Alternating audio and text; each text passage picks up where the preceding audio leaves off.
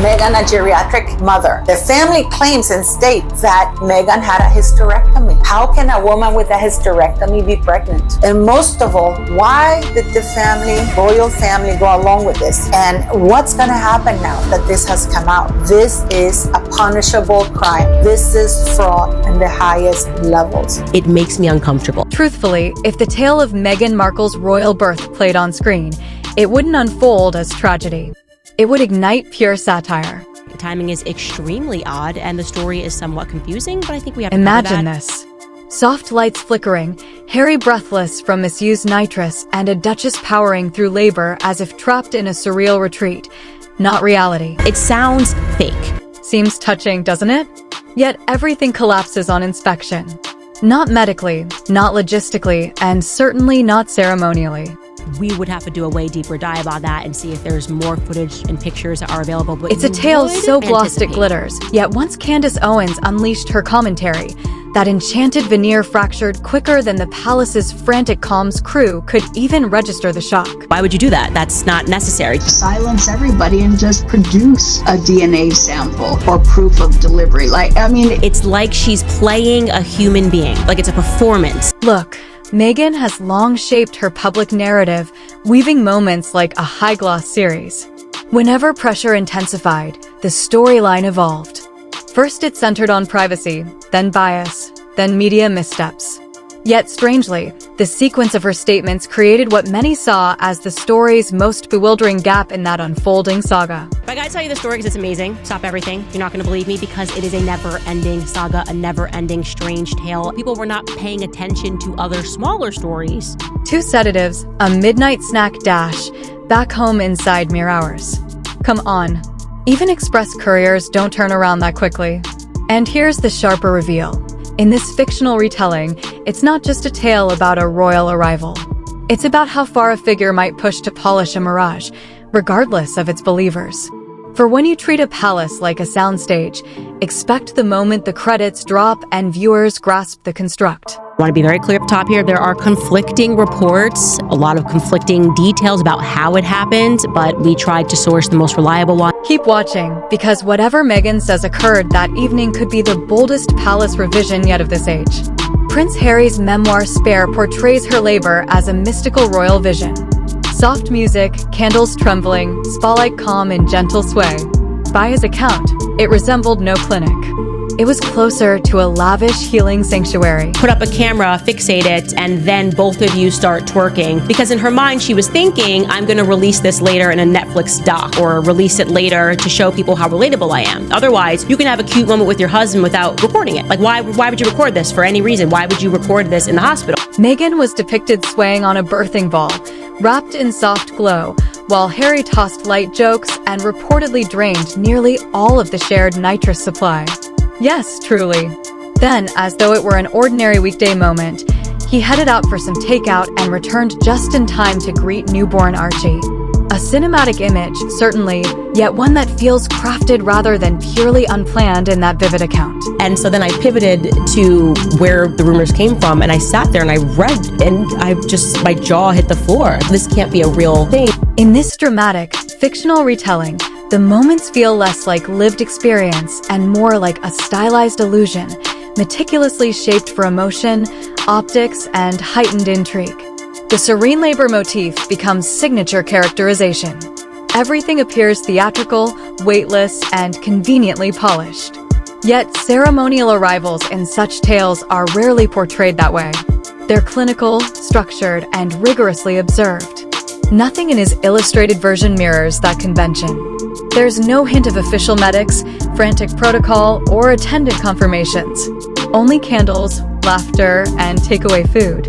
And while many parents collapse under exhaustion, this narrative casts her in radiant calm, as though cameras followed every breath. Here, the doctor talks about both the children. And listen to what she says. So you tell me to tell you something that maybe a dozen people actually know that's going to come out very soon, okay? Okay. Meghan Markle, the reason why you watch her interviews and she just seems off. She's owned by a pharmaceutical company. The 2 children that she had, they're not hers. She didn't have them with Harry. And how her and Harry met is that she's a prostitute. When a moment sounds impossibly polished, it often signals embellishment. Observers and commentators later questioned several elements of that portrayal, calling it improbable and misaligned with standard procedure. But the deeper question remains, why shape such a cinematic interpretation of childbirth in the first place? Because beneath the gentle glow and curated narration, there may be more storytelling than substance. And once you begin lifting those narrative layers, the royal wonder starts resembling a stage display. Stay tuned, because the next portion pulls the entire timeline apart. There is no way on earth that any doctor on this earth would allow a woman with a geriatric pregnancy, high risk, and with 2 epidurals to leave the hospital within an hour of giving birth, which means that the doctors would have had to deliver Archie, spank his ass, wipe Meghan Markle, put her on a van or whatever, and just send her off without testing to see whether there was any nerve damage, because epidurals do that. Here's where Meghan's imagined royal bedtime tale collides with practicality: the alleged 2-hour turnaround. In this dramatized version, she births Archie at Portland Hospital in central London, pauses briefly, gathers herself, and supposedly reaches Frogmore Cottage, an hour distant, all inside 2 hours total. Yet, even an ordinary patient wouldn't exit a typical facility that quickly, much less a duchess managing security, post-birth care, and infant procedures. The timing simply strains belief in this stylized narrative of events as portrayed. Something else that people are finding to be odd, and again, we do not have a full picture, so we can't report this as an absolute fact. It does seem a little bit mysterious. The drive alone eats roughly an hour in ideal conditions.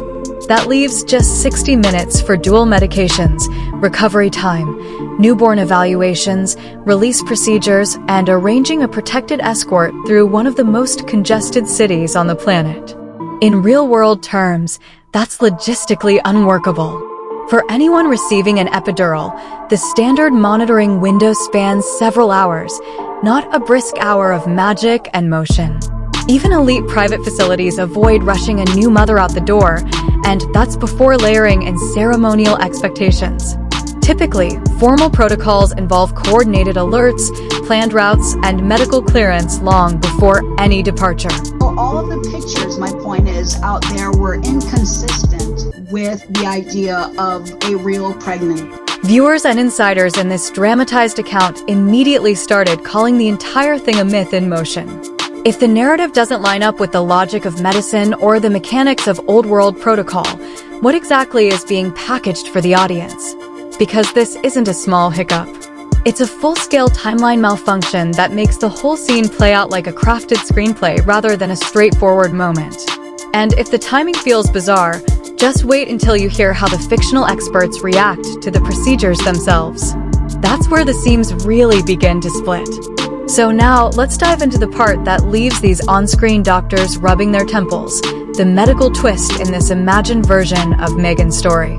In Spare, Harry recounts that Meghan received 2 epidurals during labor. That detail alone left professionals in stunned disbelief. Why? Because an epidural requires placing a catheter along the spine, not something you casually unplug and reinstall like swapping a charger in a wall. If additional medication is needed, it's delivered through the same line, not replaced entirely.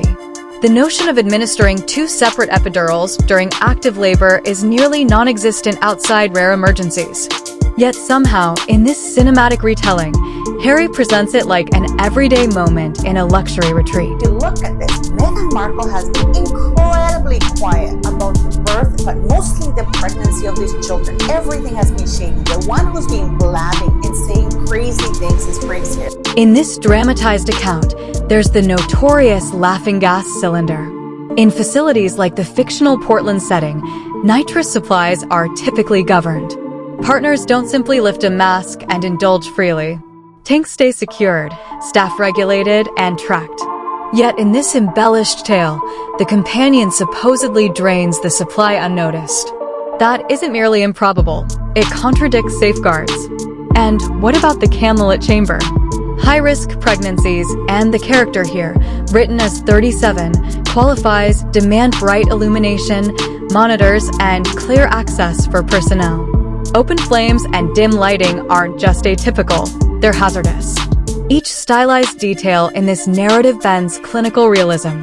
It plays less like a birth and more like a luxury vignette, polished, soft-focused, and implausible. But if the hospital ambience doesn't align, then what about the facility itself?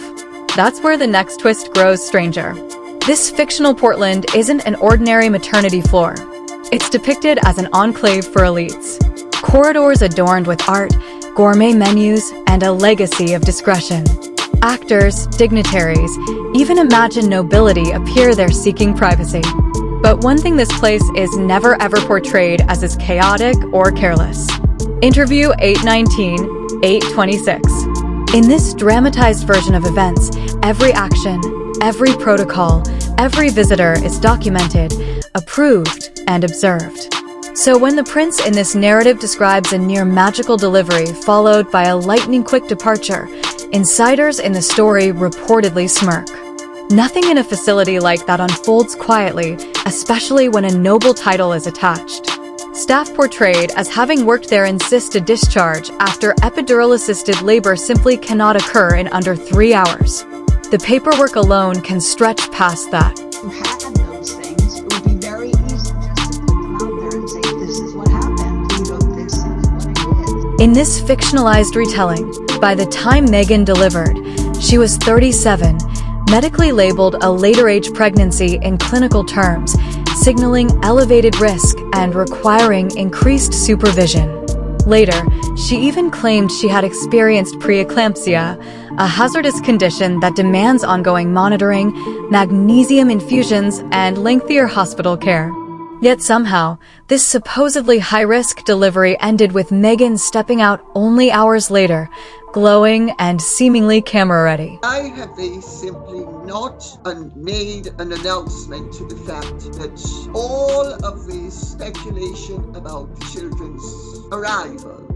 Meghan was depicted as up, dressed, and appearing flawlessly composed before the cameras at Windsor Castle.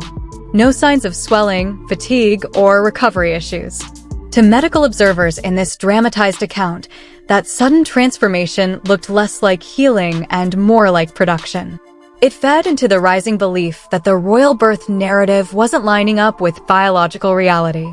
Candace Owens and other commentators seized on these contradictions, highlighting how every public moment seemed crafted, from Meghan's posture to her carefully chosen attire. Put an article out there that Meghan had a hysterectomy and couldn't have children, and that was a big issue in their relationship. So that says a lot to the fake royal kids right now, because obviously they couldn't have come out of her. So that's something that she obviously is going to. The murmurs about surrogacy, whispers that had lingered since 2019, suddenly came roaring back, pushed forward by Candace Owens noting that the questions hadn't disappeared. She never presented proof, only highlighted that far too many details didn't line up neatly. And that's the issue. Each odd moment, from the strange timelines to the quiet document tweaks, adds tension to a theory the palace clearly wishes would fade. Because when official narratives begin shifting on their own, it makes people wonder if the version the public accepted was ever the full story. When you line up every loose thread, the puzzling hospital timing, the odd medical notes, the missing procedures, and the subtly updated files, one reaction becomes hard to avoid. Meghan's royal birth narrative isn't just disputed, it's layered with unanswered questions. What once felt like a modern royal dream now reads more like a studio script that glossed over too many details. Every sparkling moment feels less organic and more carefully arranged. Interview 1432-1440. But here's what people aren't ready for. This isn't the final chapter. Because right when everyone assumed the mystery had faded, the palace reportedly made a move nobody saw coming. Insiders are now suggesting there's a new internal review involving Archie and Lilibet's birth paperwork. Something that, if true, could reshape the royal narrative all over again. And believe me, the quiet conversations happening behind palace doors right now make the rest of this story feel almost mild.